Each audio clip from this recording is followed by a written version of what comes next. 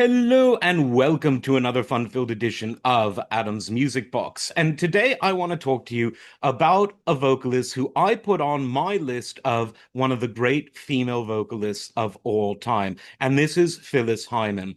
Absolutely a genius of vocals.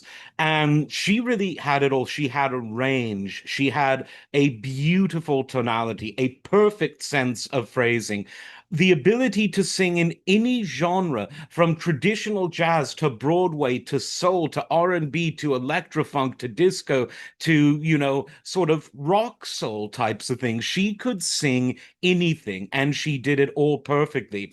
And throughout all of her albums from 1977 to her tragic death by suicide in 1995, she had the uncanny ability to always pick great music and great musicians to work with.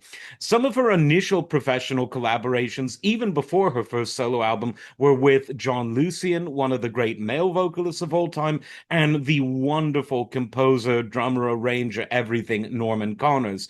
And when you look at the credits of the people who played on her albums, you can tell that she was a real musician's singer because she surrounded herself with some of the best musicians ever. I'm just going to read some of the people that she collaborated with. Gary Bartz, one of the great saxophonists of all time. Hiram Bullock, one of the absolute great guitar players of all time. Norman Connors, again, like I mentioned. Monty Alexander, the great, great pianist. Herbie Hancock goes without saying. Will Lee, you might know him from the David Letterman band, but yes, he and Paul Schaefer appeared on her albums before David Letterman was a thing. James Mtume of his own band, Mtume. Wonderful, wonderful stuff. Gwen Guthrie, so many great people. Let me just read some more of these credits. I'm just sort of trying to go through them.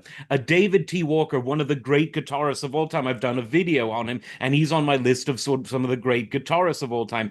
Nathan East, one of the great bass players of all time. Chuck Jackson, absolute great percussionist. David Sanchez, one of my favorite keyboardists of all time. Narada Michael Walden, one of my favorite drummers, composers, producers, arrangers of all time. Randy Jackson, one of the great bass players of all time.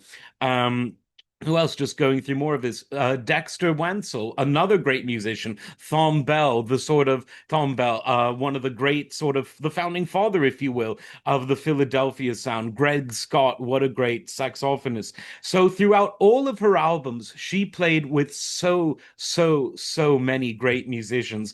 Because, like I said, she was a musician's singer. She wasn't just someone who sort of did her thing and left. She understood music through and through, a true artist, and she was an actress on stage and on screen, a true renaissance of talent in an era when people were getting, unfortunately, more and more specialized.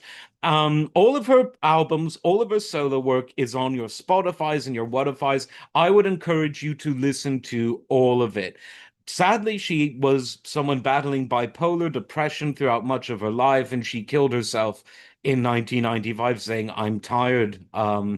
But what a legend, what an angel, what a great voice, what a musician. Check out all of her stuff. You will not be disappointed. Like, subscribe, and we will see you next time. Take care.